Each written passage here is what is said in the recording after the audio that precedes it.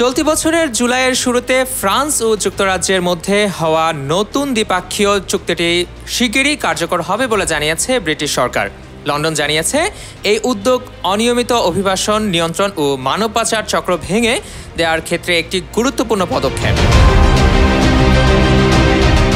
ইউরোপীয় কমিশন ও ইইউ সদস্য দেশগুলো মঙ্গলবার এই চুক্তিটির চূড়ান্ত অনুমোদন দিয়েছে। তাই দ্রুত চুক্তিটি কার্যকর করতে চায় ব্রিটিশ সরকার। সরকারি সূত্র অনুসারে প্রতি সপ্তাহে প্রাথমিকভাবে প্রায় 50 জনকে ফ্রান্সে ফেরত পাঠানো হতে পারে, বছরে যা দাঁড়াবে 2600 জনে। তবে 2024 সালে 35,000-এরও বেশি অভিবাসী চ্যানেল পেরিয়ে যুক্তরাজ্যে গিয়েছে।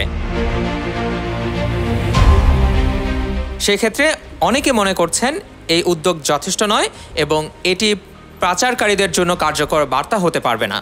তবে কুপার বলেছেন, ফ্রান্সের সঙ্গে এই নতুন সমঝোতা সরকারের বৃহত্তর পরিকল্পনার একটি অংশ মাত্র।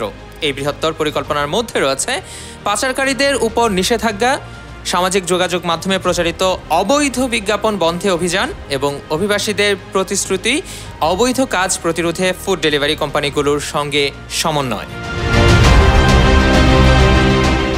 মুজাদ্দিদুল হক ভুইয়া, নিউজ 21 ইন্টারন্যাশনাল ডেস্ক।